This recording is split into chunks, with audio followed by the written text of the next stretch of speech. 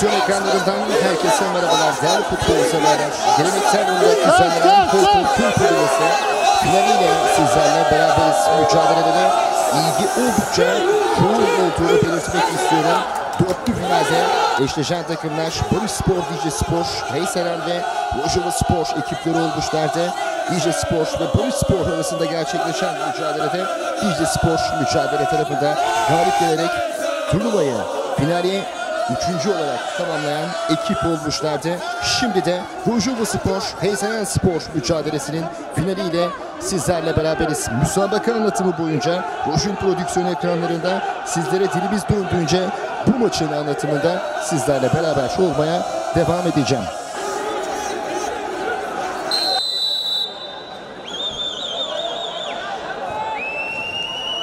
Evet, gözler karşılaşmanın rakibinde değerli futbol severler. Rojava Spor mücadeleye başlayan taraf oluyor. 2-2 ve de başarılar diliyoruz final müsabakasında. Top Rojava yaralarına kadar geldi. O noktada savunmanın müdahalesi. Sonrasında bir köşe vuruşu gerçekleşiyor. Heyselen ilk korneri ilk saniyeler içerisinde kullandı ancak kavisli top doğrudan dışarıya çıkıyor. Bu korner out'a evrildi ve şimdi Rojava oyuncular o noktada Faruk'la out dışına kullandı. Kendi yararından çıkma çabası içerisinde o noktada Mecit vardı.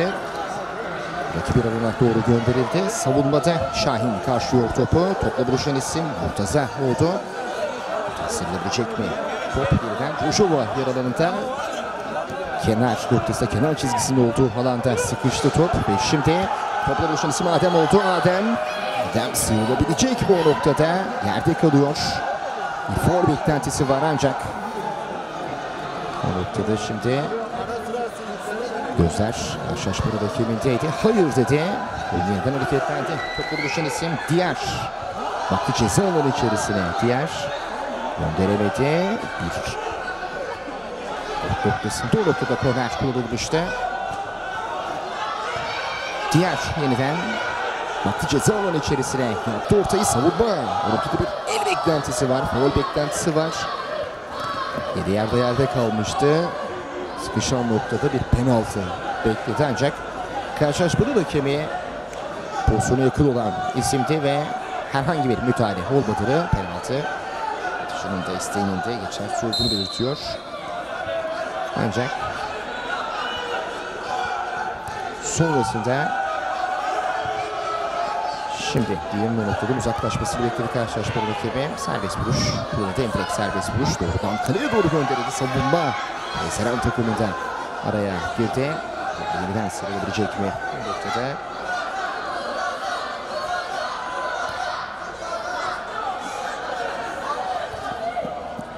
out. Atış hemen kullanıldı.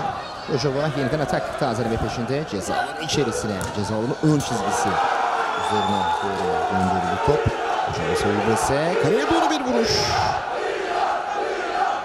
Az farkla dışarıya çıkıyor bu noktada. Savunmanın bir hamlesi var. Karşılaşmada hakemi out atışıyla oyunu yeniden hareketlenmesini istedi. Şimdi Heyselen atak hazırlığında rakip yarana taşıdılar topu. Şahin topla buluştu. Sıralayacaktı o noktada. Doğru gönderildi top. Dışarıya çıkıyor. Kaleci Azat'ın müdahalesi sonrasında korner. Köşe vuruşu kullanıldı. Şahin kafayla. Serkan düzeltiyor. Kafayla dokundu. Savunmadan sekti. Ceza alanı içerisine gönderildi top. Ancak doğrudan dışarıya çıkıyor. Mücadele iki ekip de kontrollü oyunuyla başladı diyebiliriz değerli futbol severler. İki ekip de kontrollü bir şekilde özellikle geçiş oyunlarında ataklar düzenlemeye çalışıyorlar. Kontrolü elden bırakmadan savunma önlemlerini özellikle elden bırakmadan kaleciler sık sık savunma oyuncularıyla şu anda diyalog halindeler ve Heyselen atakta şimdi topla buluşan isim Harun oldu. Harun uzatıyorum. Rıza özür diliyorum. Rıza o noktada. Heyselen takımda ceza alanı içerisine bıraktı gönderdi topu. Bir vuruş direkten döndü. Onun hamlesi var. O noktada dışarıya çıkıyor. Bir korner beklentisi var. Evet. Köşe vuruşu kullanılacak değerli futbol severler. Yunus kaleyi yoklamıştı uzaklardan. Ancak dışarıya çıkıyor. Köşe vuruşu kullanıldı. Yerden gönderildi top. Bu noktada kaleci Sarı'nın hamlesi azaltma noktada korner. Köşe vuruşu bir kez daha kullanılacak. Köşe vuruşu kullanıldı. Şut denemesi. Savunma ve top neyse. Olana kadar geldi.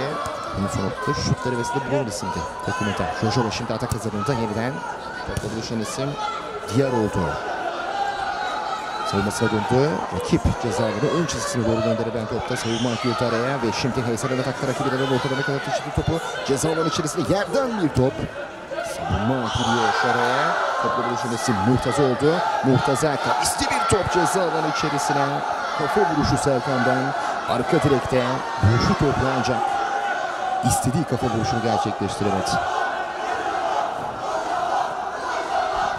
Müsabakaya ilgi ciddi manada yoğun değerli futbol severler. Gördüğünüz gibi taraftarlar takımlarını destekliyorlar. Hortum köy turnuvasında her sezon olduğu gibi geleneksel hale gelmiş düzenlenen bu turnuvaya ilgi her sezon her seferinde oldukça yoğun. Serkan baktı cezalarına dışına doğru gönder topu. Kaleye doğru gönderiliyor ve top ağlarla buluşuyor. Murtaza o noktada sahneye çıkan isim oldu. Seren takımında topu ağlarla buluşturuyor. Taraftarlar cidden oldukça iyi şekilde takımını motive ediyorlar. Topu ağlarla buluşturdu Heyselen. Topu ağlarla buluşturarak 1-0'lık üstünlüğü sağlayan taraf oldu. Santa vuruş hemen gerçekleşmişti. Şimdi top çizgisine yakın noktada sıkıştı. Burak gönderdi. Nereye doğru topu. Zaten ortadan karşılıyor topu şimdi. Savunma içerisinde. Pas denemesi. Heysel yeniden atakta. Rojobo Spor karşısında.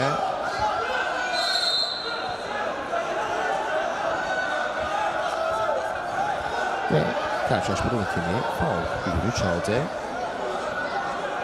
Değerli futbol severler. Baktı kaleye doğru gönderdi top. Kafa vuruşu az farklı dışarıya çıkıyor.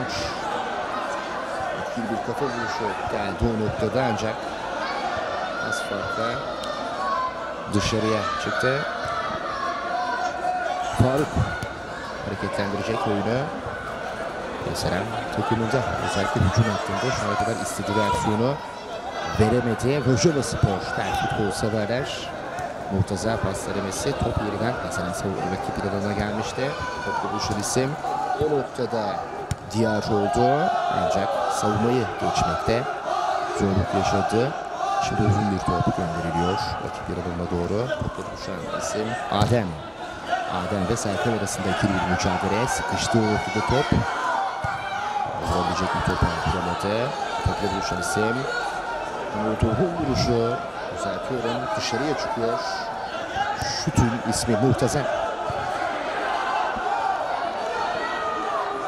Uzun bir top. Oradan dışarıya çıktı değerli futbol severler. Avut atışı kullanılacak. Heyselen ekibi tarafından atış kullanıldı. Yerden gönderiliyor top. 1-0 üstünlük devam ediyor mücadelede. Selamlı oyuncular, taraftarlarına döndüler. Desteğin daha fazla olmasını istiyorlar. O noktada şimdi zaten Murtaza paslaşması. Kaleye bir vuruş ve top ağlarla buluşuyor yani futbol severler. Ancak beklemedi bu topu. Top ağlarla buluşuyor. Skor 2-0'a geldi. Yavuz kalesinde düzeltiyorum beklemiyordu. 2-0'lık üstünlük var. Heyselen takımında değerli futbol severler. Uzaklardan bir vuruş. Topun ağlarla gidişi fark 2'ye yükseldi. Şimdi hızlı bir atak şansı. Rojobo Spor rakibinden ancak savunma bir kez daha geçilemedi. O noktada kafayla gönderildi top. Topla buluşan isim Harun olmuştu. Murtaza'nın bulunduğu alana doğru savunma giriyor araya. Uzaklaştırma çabası top rakip yer alana. Kendi yarana bakan bölümüne düştü Heyselen takımının top. Uzun bir topla ceza alanı yan çizgisi üzerine doğru gönderildi. O noktada topun oyunda kaldığını belirtiyor karşılaşmanın hakemi. Bir röveşata denemesi.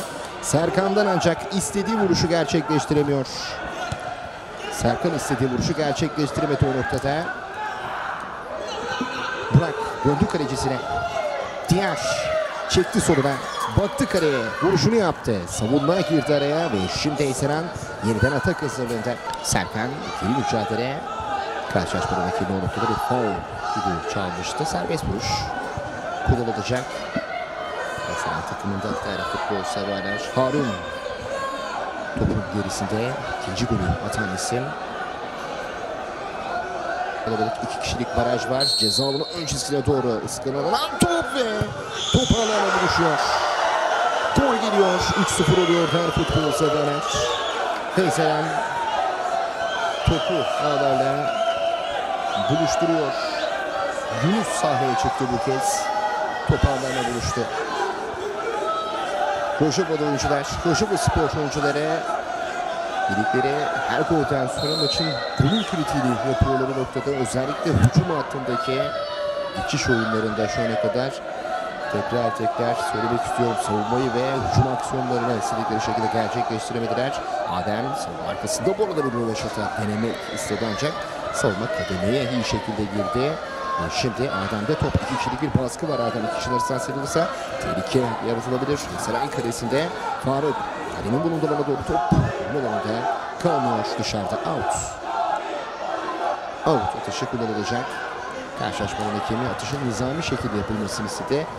İçeri koydu topu. Şimdi rakibi alanın ortalarına kadar taşıdı Eyseran topu. Topla buluşan isim Murtaza. Onun pas verilmesi Burak'ın bulunduğu alana doğru ancak o noktada yerde kalan isim Rıza'ydı. Top doğrudan dışarıya çıkıyor.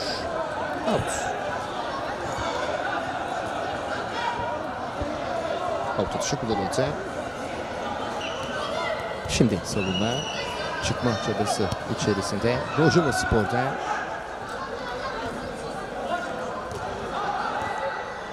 pas bekleyen bir isim var bu son noktada. Yunus doğrultuda Rıza savunma arkası top bekliyor. Kazanabilecek mi? Kazandı. Sık sık bu bölgeyi kullanıyor Rıza. Ancak savunmada o noktada biraz yanlış durumda. Serkan'ı düşündü Murtaza ancak savunmada kaldı. Ve şimdi Rojava Spor atakta. Atak hazırdı ancak savunmada kritik bir hamle geliyor. Rıza cezaların içerisine son anda Yavuz uzandı. Topun kontrolü sağladı. Azat'la atak tazelemişti. Eyseran ekibi. Murtaza sık sık orta alanda ikinci ve üçüncü bölge geçişlerinde özellikle iyi işler yapmış şu dakikaya kadar hücum hattında Rıza ve Sarkan'a iyi toplar atarak o noktada gollerin gelmesinde büyük pay sahibi olduğunu belirtmek istiyorum. Eyseran Spor ekibinde köşe vuruşu kullanılıyor. Korner kullanıldı arka alanda bir kafa vuruşu. Savunmanın bir hamlesi olduğunu belirtti. Burak o noktada kafayla dokunmuştu. Korner kullanılacak bir kez daha. Köşe vuruşu kullanıldı. Burak yeniden arkada. En arkaya kadar geldi o noktada. Burak kazandı. Baktı ceza alanı içerisine.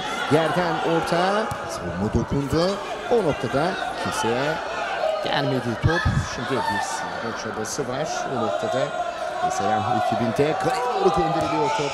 Oradan dışarı çıkıyor. Yunus sahneye çıktı bu kez. Savunmadan birinci bölgeden ikinci bölgeye top taşıma noktasında savunmada iyi işler yaptı şu dakikaya kadar. Eyseran ekibinde Mecit atakları sağ tarafa çeviriyor. Rojava Spor bir gol arıyor. Takımın ateşlenmesi için taraftarlar da çok fazla bekledi. Orada Mecit'in bir itirazı var. Atış hemen kullanıldı. Doğrudan dışarıya çıktı bu top.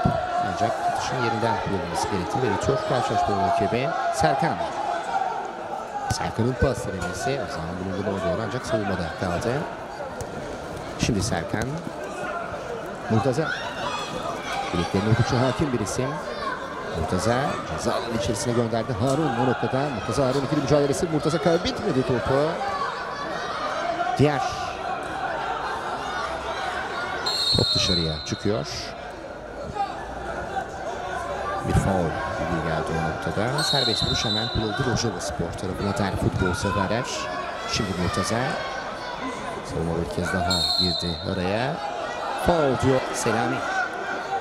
Kafayı vuran isim olmuştu o noktada. Out. Esrem Kökü'nün tarafından vuruldu. Orta dışı Azat'ta. Şimdi cezalarının öncesine doğru Serkan şut denemesi. Savunmadan sekti ve Adem'de kaldı. Atak hazırlığında Esrem bu oyuncular ortada beklediler topu. İkili bir sıkıştırma. Sonra bu noktada sıyrılabilecek mi? Mecit. İkili mücadele. Yunus bekledi topu. Azat uzaklaştırdı. Eren Mecit'te kaldı. Şimdi Adem. Diğer yanında top bekleyenler arasındaydı. Zamanında ona kadar geldi top Serkan. Çıktı o noktada. Ancak vuruşları top. Şimdi diğer kaleye doğru bir vuruş. Bertan bir şut denemesi. Önder şu noktada vuruş gerçekleştiren isimde.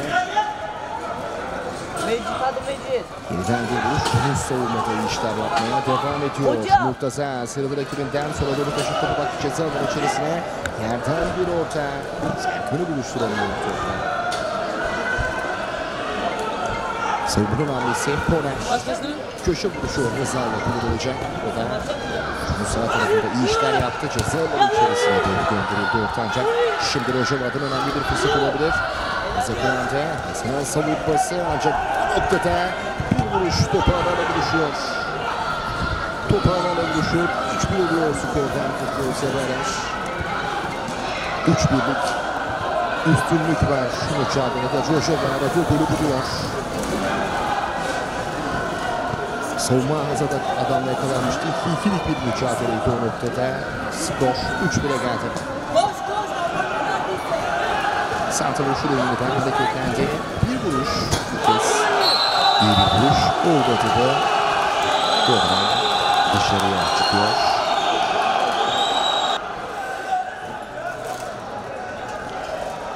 Harun oynadı Yunus'la. Yunus ortalama doğru havalandırdı. Rakip alanın ilk metrelerine düştü top. Şimdi atak Yunus sağ taraftaydı. Kevser'in ekibi uzun bir top gönderdi. Özür diliyorum. Azat vuruşu gerçekleştiren isim ancak oradan dışarıya çıktı. Rojava savunması sık sık uzun toplara döndü bu arada. Ataklar iki ekipte de pozisyonlar zayıfladığını belirtmek istiyorum. Yorulmalar şu anda reaksiyonlara neden oluyor. Murtaza Uğur'la tek isim diyebilirim. Seran ekibinde oldukça bileklerine hakim hızlı bir isim. Atak geçişlerinde özellikle işler yapıyor. Adem Rojava ekibinde şimdi omurgası diğer omurgalama doğru. Diğer Serkan'ın sıkıştırması var. Diğer ortada kazandı topu. Ceza alanı içerisinde açısı daraldı. Son çizgi üzerinde. Ancak savunma giriyor araya. Ve şimdi Serkan'la atak kazanımı bir beklentisi vardı. Hayırlı karşılaşmadan hakeme. Kalemi bir vuruş denemesi. İnanılmaz bir şut. Topu alana buluşuyor. Topu alana buluşuyor. Rojava Spor. Farkı azaltıyor değerli futbol severler. Harika bir şut denemesi geldi. Top alana buluştu. 3-2 oluyor skor. Fark 1'e indi. Heyseran savunması. Yorgunluk belirtileri üzerinde. Belirtiler gösterilince Rojava savunması da oyuncular çıkınca goller gelmeye başladı. Fark bir anda kapandı diyebiliriz. Kartlar yeniden dağıtılıyor mücadelede değerli futbol severler. Karşılaşmadaki bir dakikalık ilk süre vermişti. Mücadelenin ilk yarısında 3-2'lik skorlar. Mücadelede değerli futbol severler. Mehmet topu ağlarla buluşturan isim oldu. Fark birinci rakip alanın ilk metrelerinden Rojava Spor serbest vuruş kullanıyor. Mehmet doldurdu. Cezaları çevresine doğru topu. Bunun sonra topun golüne çıkmasını engelledi. Şimdi kendi alanında Adem Diyar düzeltiyorum. Baktı kareye vuruşunu yaptı. Dışarıya çıkıyor. Seran ekibi kalesine atılan tüm şutlar ciddi tehditler oluyor. Bu arada karşılaşmadaki bir sarı kart gösterdi. Diğer noktada itirazları sonrasında foul beklentisi sonrasında sarı kartı gören isim oluyor mücadeledeki. İlk sarı kart bu. Rojava Spor takımında değerli futbol severler. Atış kullanıldı. Ceza alanı içerisine doğru ceza yükseldi ancak oradan dışarıya çıktı. İlk yarıda artık son anlar oynanılıyor. Değerli futbol severler. Topla buluşan isim Mecit. Pası. Şimdi Önder. Cezalar içerisinde karşı karşıya ancak dışarıya çıkıyor. Bir müdahale olduğunu, bir penaltı beklentisi olduğunu belirtti ancak hayır diyor karşılaşmanın hakemi. Mutlak gol şansı, beraberlik şansı Burjuvaspor adına ancak böyle bir şanstan yararlanamadı. Rakip alana gönderildi top. Şimdi o noktada Murtaza Rabona denildi ancak noktada pası geçmedi. Diğer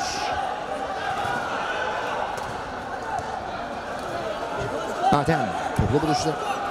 Gol arıyor. Beraberlik golü arıyor Burjuvaspor. Cezalar içerisine mi gönderildi? Savunma o noktada boşluk kaldı son anda. Bunun kalesinde müdahalesini gerçekleştirmeyi başardı. Orta cezaların çevresine doğru. Topla buluşan isim Burak. Sevilecek mi? Bu noktada uzaklaştırma çabasında. Şimdi cezaların içerisine gönderildi top. Korer. Son anlar oynanıyor ilk yarıda. Köşe vuruşu kullanılacak. Korner bulundu. Orta geldi. Rıza bir vuruş direğe takılıyor. Dar açıdan bir vuruş. Atak yönü sağ taraftaydı. Heysel'in ekibi fark yeniden açabilirdi. Direkten döndü. Murtaza ve karşılaşmanın hakemi mücadelenin ilk yarısının düdüğünü çalıyor ter futbol severler. 5 gol izledik karşılaşmanın ilk yarısında. 3-2'lik üstünlük var. Heysel'in finalde Burjuvaspor karşısında müsabakanın ilk yarısında 3-2'lik üstünlükle karşılaşmayı üstünlükle tamamlayan taraf oldu. Rojin prodüksiyon ekranlarında mücadelenin ilk yarısını sizlere anlatmaya devam ettikten futbol severler. İkinci yarısı da yeniden Rojin prodüksiyon ekranlarında müsabakanın tüm detaylarıyla sizlerle beraber olacağız.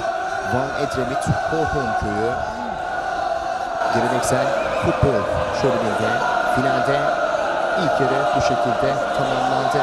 Mücadelenin ikinci yarısıyla yeniden sizlerle beraber olacağız. Ve Santa vuruşuyla başlamıştı karşılaşmanın ikinci yarısının hemen başında. Santa sonrası bir faul kararı gelmişti karşılaşmanın hakemi tarafından. Serkan topu oradan kaleye doğru gönderdi. Out'a çıktı. Selam uzun bir top gönderiyor şimdi. Rakip bir alana doğru. Savunma noktada Önder. Pas denemesi. Savunma girdi araya. Yeniden Önder'in önünde kaldı top. Önder bir baskı var Yunus'tan. Önder ve şimdi Serkan'da kaldı. Esen takasında. Serkan pası Murtaza ile buluşturdu. Murtaza Serkan'ın Önder'e doğru gönderdi ancak Faruk savunmasında müdahaleyi gerçekleştirdi. Uzun bir top gönderildi. Topla buluşması Rıza oldu. Bunun pas denemesi Selami.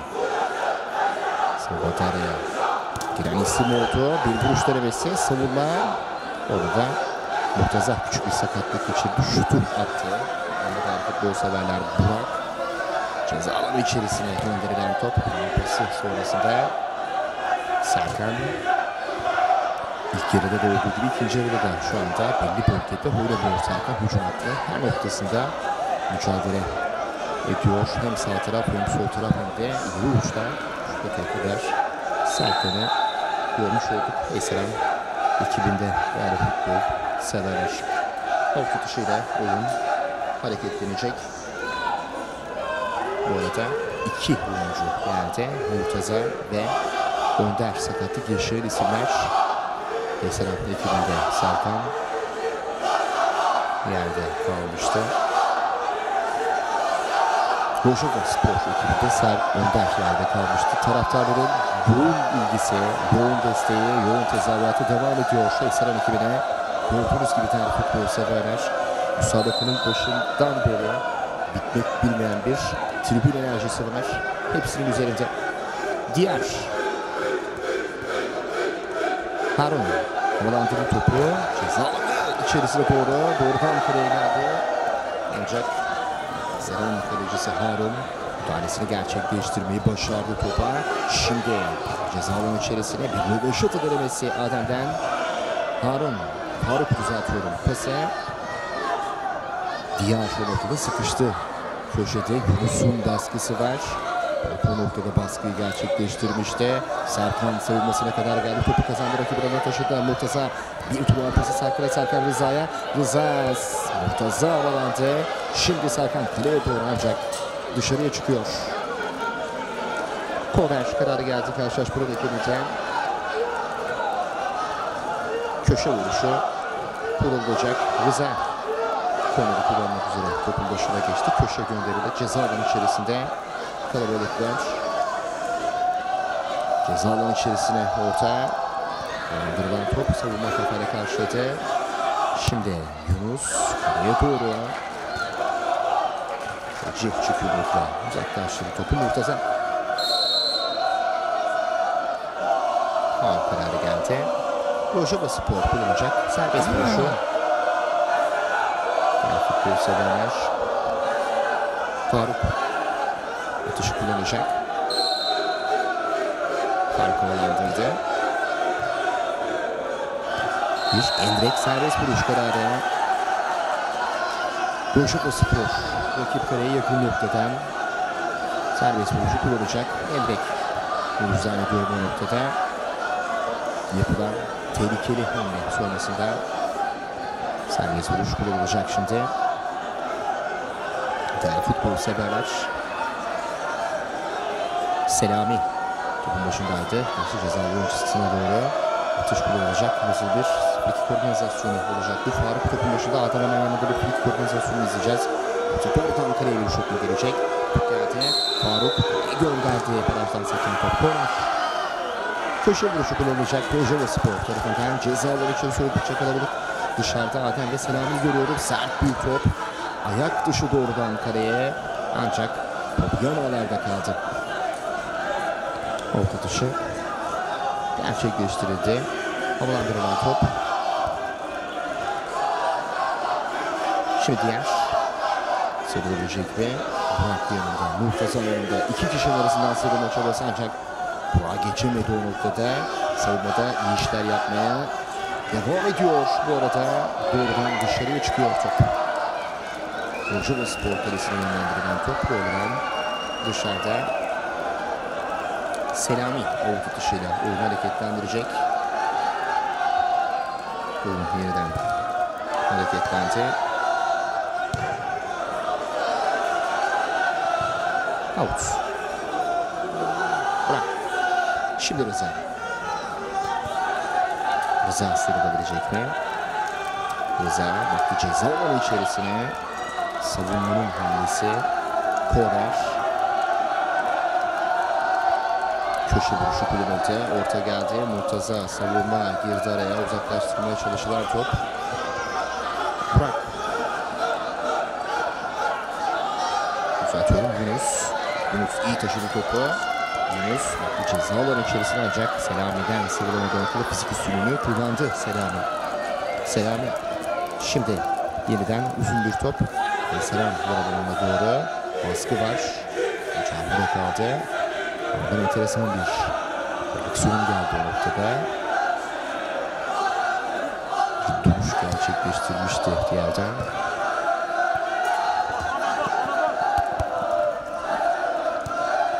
Murtaza sıyrıldı. Baktı ceza alanı içerisine yerden. Selami ayakta oynasılı oldu.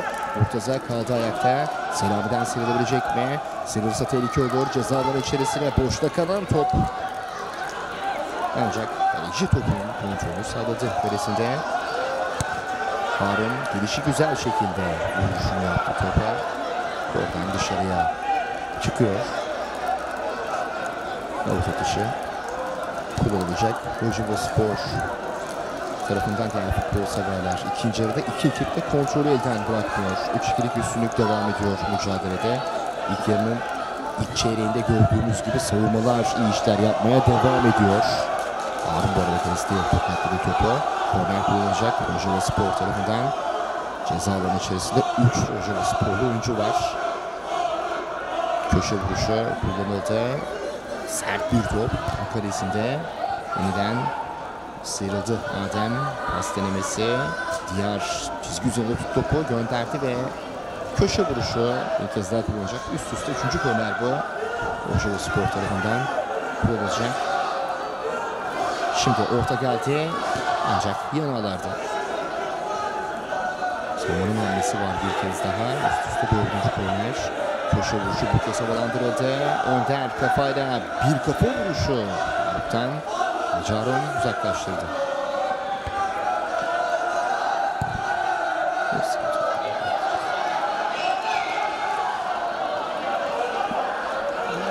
Şimdi dolandırılmıştı o noktada top. Adem bir vuruş denemesi. Dışarıya çıkıyor. Asfaltı dışarıda Adem. Gelişine bir şut kanat dışarıda. İkili bir sıkıştırma Murtaza. Adem'e baskıya gelen isimlerden birisi olmuştu. Adem top kendisine geldi. Bir savunma yaptı o noktada. Pas denemesi ceza alanı içerisine doğru gönderildi top. Savunma şimdi Yunus uzaklaştırdı.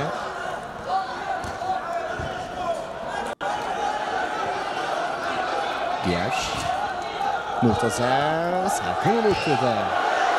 Uçmuştu topla. Savunma girdi araya. Serkan pas denemesi bir vuruşa asfaltı dışarıdan Murtaza. İyi bir vuruş denemesi. Ancak asfaltı dışarıya çıkıyor. Final müsabakasında Rujin prodüksiyon ekranlarıyla sizlerle beraber olmaya devam ediyoruz değerli futbol severler. Faruk oyunu hareketlendirecek şimdi. Oyun hareketlendi. Diğer şut denemesi. Savunma Murtaza. Yanında Burak var. Kursu var. Murtaza pası Burak'a doğru. Serkan ceza alanı içerisinde. Ancak buz kalesinde müdahalesi başarılı. Savunma çabası içerisinde bir kez daha Rojalı rakip alanına taşıdı topu. Pas denemesi. Araya girmesi mazat oldu. Şimdi Serkan. Selam karşısında Murtaza. Onun vuruşu. Savunma. Rıza. Sıyrıldı rakibinden Rıza. Serkan. Burak. Kaleye şut. Savunma noktada Burak. Vuruş denemesi daha savunmadan sekiyor. Zahın vuruşu. Savunma noktada müdahalesi başarılı. Harun. Asat. Şimdi savunma bir kez daha müdahalesi. Geldi Rojalıspor. Ekibine kadar gelen topu. Kazanma çabası içerisinde uzaklaştıramadı savunma. Diğer. Şimdi Adem'in bulunduğuna doğru geldi. Önde şut mesafesi var. Çekli soluna fake'ini gösterdi. Diğer. Baktı kaleye vuruşunu yaptı. Dışarıya çıkıyor. Dışı hemen burada. Murtaza. Yerden gönderdi. Ve topu alana vuruşuyor. Değerli futbol severler. Savunmanın müdahalesi o noktada yetersiz oluyor. Murtaza gönderdi topu kareye. Top ağlara buluştu.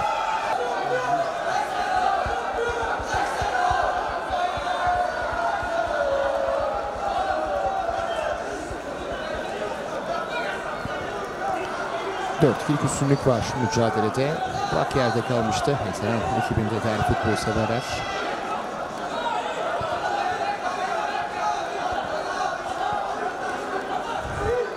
Henüz kalkamadı. Şimdi doğruldu. Şimdi kalkıyor. Burak. Umarım ciddi bir sağlık problemi yoktur.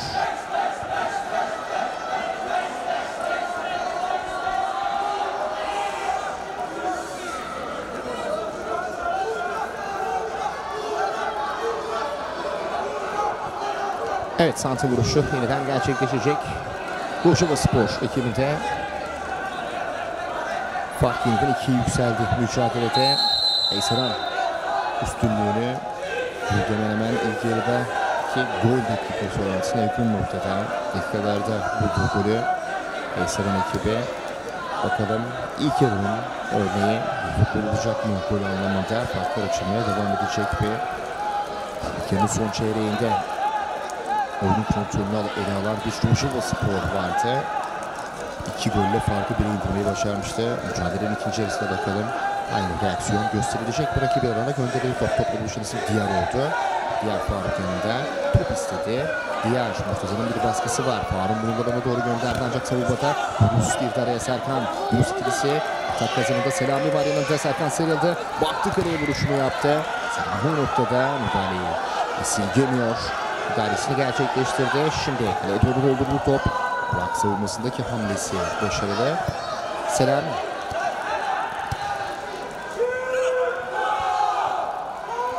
Adem çekti soluna. Faul kararı geliyor. Serkan hareketinden Adem'den özür diledi yaptı. Arkadan yapmış oldu. Müdahale sonrasında Harun barajı ayarlıyor şimdi kalesinde. Tehlikeli bir nokta. Tam sevdiği noktalar Adem'in. Arka direğe doğru kubisli bir top. Sinan kalesi için tehlike arz edebilir.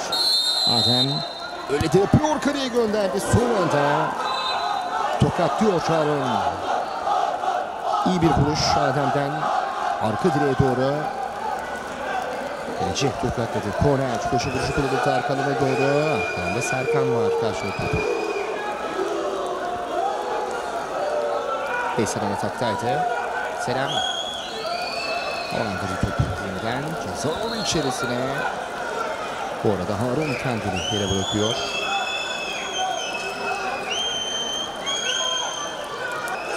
Seyit vurulduğu gibi karşılaşmayı rakibi. Bir çarpışma gerçekleşti zannediyorum. Önder'le ikisi arasında. Harun kendini yere bıraktı. Kalesinde. Ciddi bir problemi yoktur. Sırtını tutuyor. Veysel.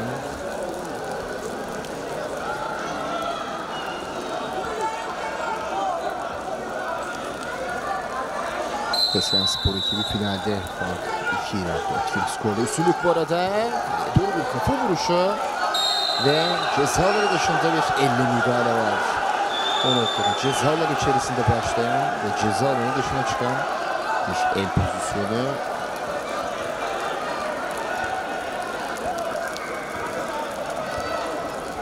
O noktada serbest vuruş kullanılacaklar futbol severler. Ceza alanı dışında kalecinin yapmış olduğu elle müdahale sonrasında topun dışında diğer ve Faruk var.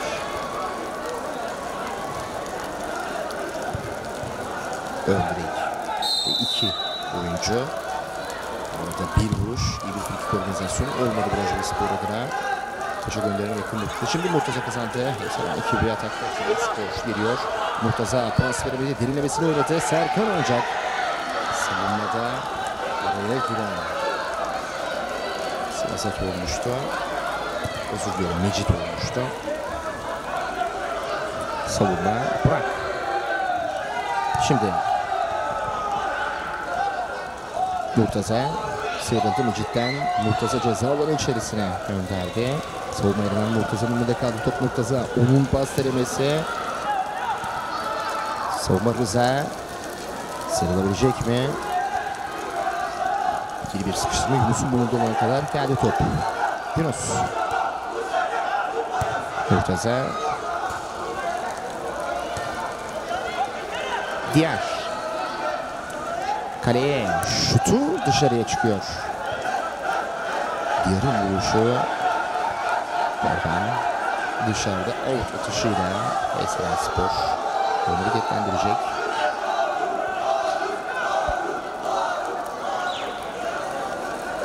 Burak bunu tuttu zaten. Uzun bir top gönderdi. Ceza alanı çevresine doğru ancak gelişi güzel bir top oldu bu. Kayserispor adına doğrudan dışarıya çıkıyor. Bursaspor takımında Faruk oyunu hareketlendirecek. O da aynı şekilde uzun bir top gönderdi. Savunma noktada. Şimdi Burak uzun top gönderiyor. Murtaza. Murtaza sıyrılabilecek mi? Murtaza Mecit ikili mücadelesi. Mecit'te kaldı. Selami hemen yanında. Mecit Murtaza'nın baskısı. Ortada ceza alanı içerisine gönderildi top ancak savunma girdi araya. Adem. Rıza kazandı. İkili mücadelenin hiçbirini kaybetmedi Rıza. Şimdi Serkan vuruyor. Top alana buluşuyor değerli futbol severler. Kayserispor taraftarın önünde finalde 5-2'lik üstünlüğü sağlıyor. İşte Serkan topu havada buluşturan isim oldu. Skor 5-2'ye geldi. Santa vuruşu gerçekleşti. Ancak bir elle oynama geldi karşılaşma rakibi tarafından. Müsabakaya ilgi oldukça yoğun olduğunu yeniden belirtmek istiyorum.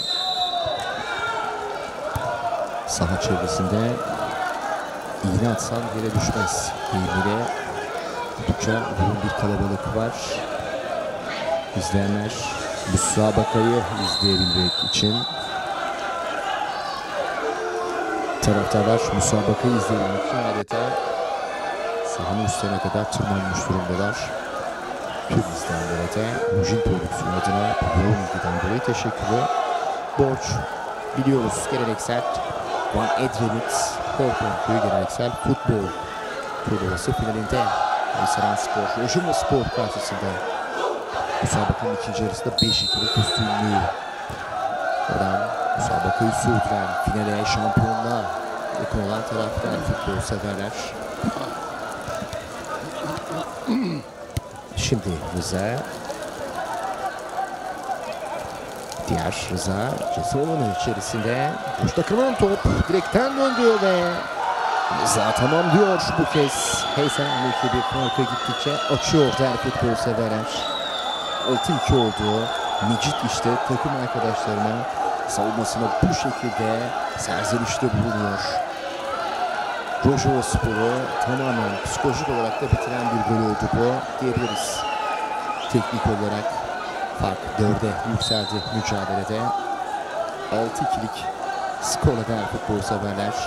Adem sıyrılamadı bu çalımı sonrasında Murtaza ataklarına gol atmaya, gol aramaya devam ediyor Veysel Spor. Murtaza'nın önlerine doğru savunma girdi araya. Köşe vuruşu kullanılacak. Korner kullanılacak. Rıza topun başında. Yerden orta. Serkan o noktada vuramadı. Şimdi Yunus. Adem kazandı. Kaleye doğru yöneldi. Kaleci çıktı kalesinden, savunma uzaklaştırdı.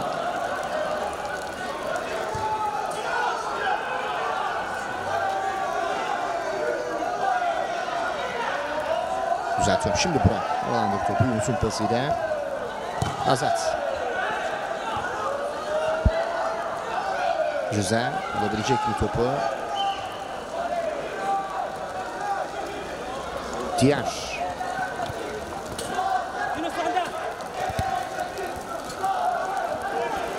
Sıyrılma çabası Yunus'tan. Onun pas denemesi Rıza. Yunus paslaşması. Rıza.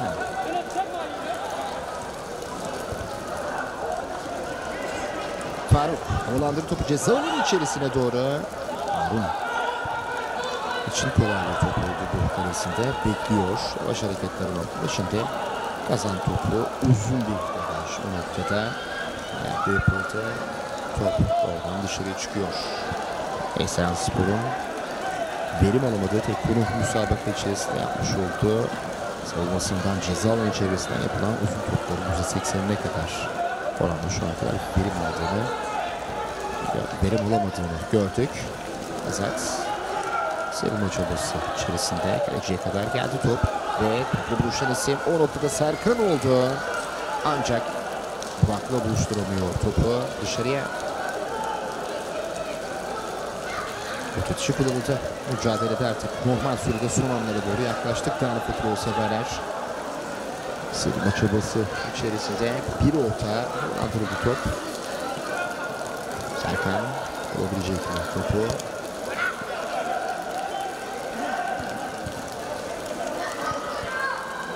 Faruk. Pas denemesi Rıza. Uzun pası. Buradan dışarıda. Atış. Köşe vuruşu Rıza ile kullanılacak. Veysel Spor tarafından korner kullanıldı. Orta geldi.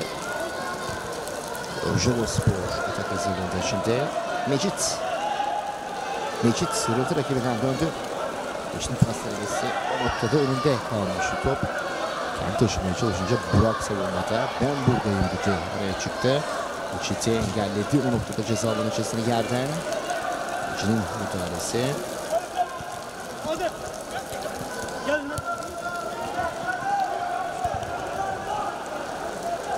Sıyrılma çabası içerisinde doğrudan dışarıya çıkıyor.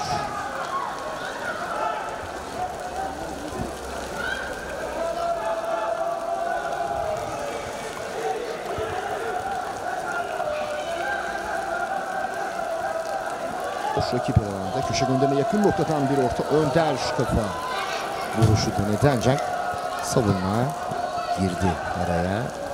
Şimdi Faruk kaleye şutu. Oldukça uzağa farklı şekilde orta çıkıyor. Değerli futbol severler. Faruk'un bu şut denemesi Rojava Spor adına Kayserispor rahat oyunuyla şu dakikalarda istediği şekilde reaksiyon gösteriyor. İstediği aksiyonları rahatlıkla aldığını dile getirebilirim.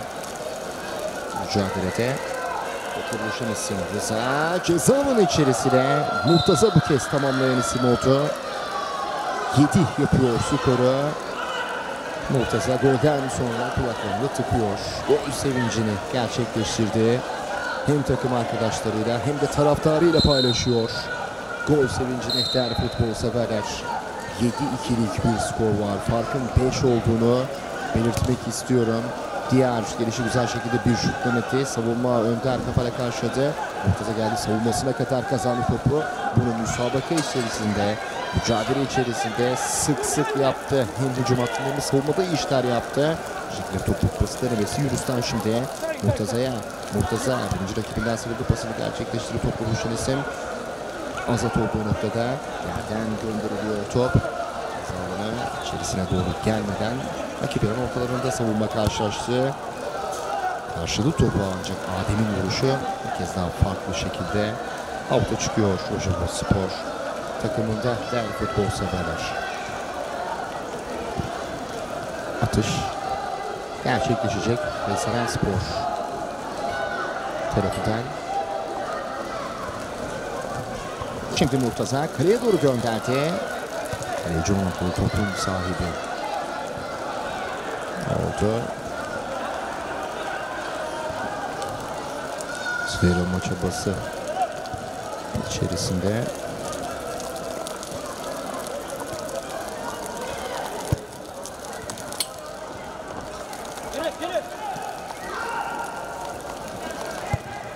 Havalandırılan top. Kafa vuruşu. Bir şut denemesi. Şimdi ceza alanı içerisine orta. Savunma bir kez daha girdi araya ve şimdi Rojava Spor atakta Adem. Adem yerden gönderdi. Ancak etkili bir pes olmuyor bu. Ve son düdük geliyor değerli futbol severler. Van Edremit, Horkom köyü, köy turnuvasında geleneksel futbol şöleni finalinde şampiyon olan taraf Kayserispor ekibi oluyor. Bu şampiyonlar Rojun Prodüksiyon'la birlikte hep birlikte tanıklık ediyoruz bu sevince. Değerli futbol severler. Şampiyon Kayserispor ekibi oldu. Rojava Spor karşısında 7-2'lik üstün bir oyun. 7-2'lik skor farkla şampiyonun adı, bu sezon şampiyonun adı Kayserispor oluyor. Rojun Prodüksiyon ekibi olarak müsabaka boyunca sizlerle beraber olduk. Kayserispor ekibini de tebrik etmeyi borç biliyoruz değerli futbol severler. İşte oyuncular taraftarları kucaklaştı. Saha içerisinde sevinç yumağı oluşturdu adeta oyuncuları noktada. Taraftarlarla birlikte adeta hunharca bir sevinç var. Kalpten bir sevinç var. Mücadele boyunca takımına desteğini esirgememişti taraftarlar. Ve sonrasında Van Edremit geleneksel futbol şöleni finalinde sizlerle beraber olduk. Hoşça kalın, sağlıcakla kalın.